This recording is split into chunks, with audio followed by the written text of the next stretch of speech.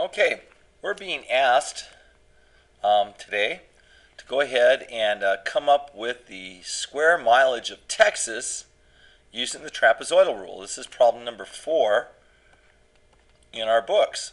Okay, so there's the state of Texas, and I've done some preliminary work. Basically, we have a legend here where this space, this length, is about 60 miles. And what I've done was I've created widths of about 60-mile distances.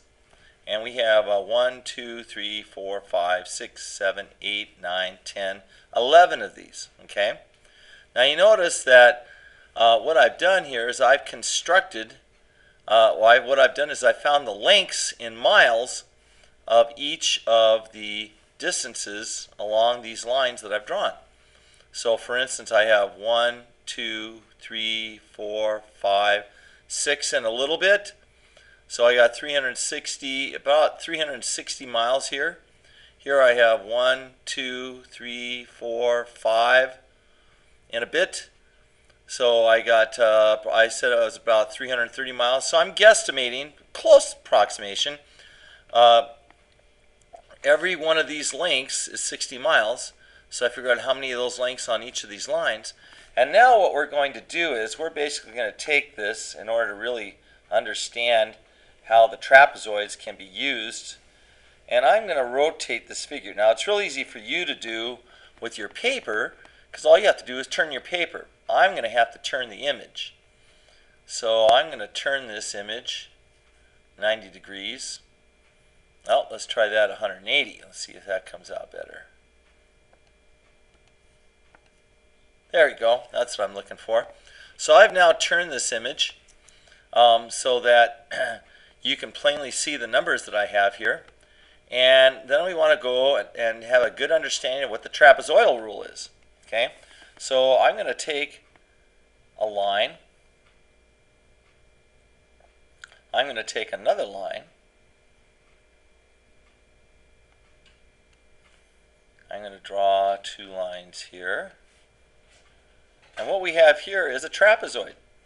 Okay, so basically to find the area of a trapezoid, if we call this base 1, and I call this base 2, and this right here is the height of that trapezoid, we can find the area by performing the following operations.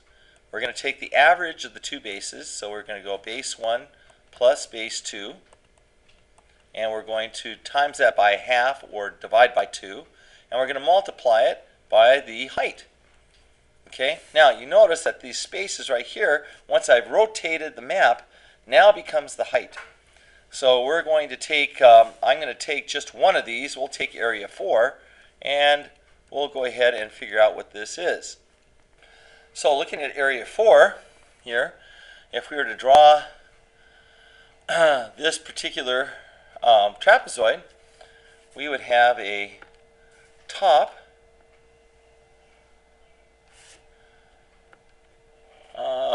which would be 420 miles. Okay, and whoops, let's try that again.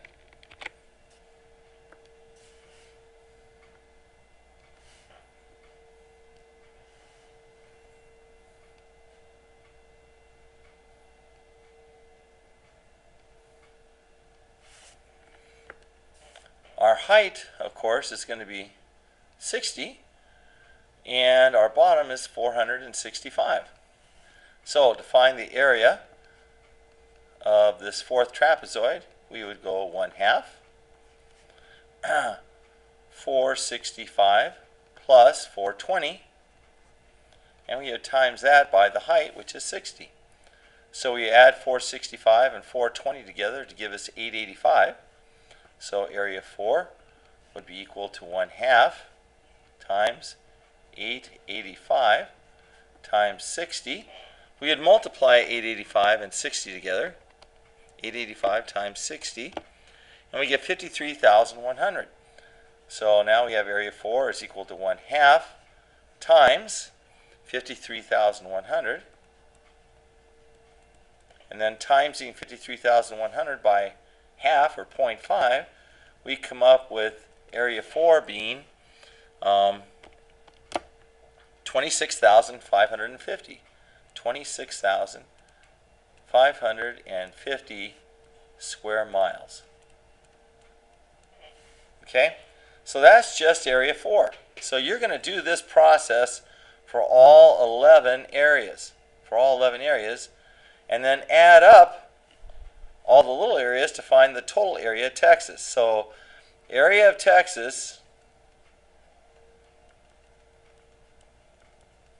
is going to be equal to area 1 plus area 2 plus area 3 plus area 4 plus area 5 plus area 6 plus area 7 plus area 8 plus area 9 plus area 10 plus area 11.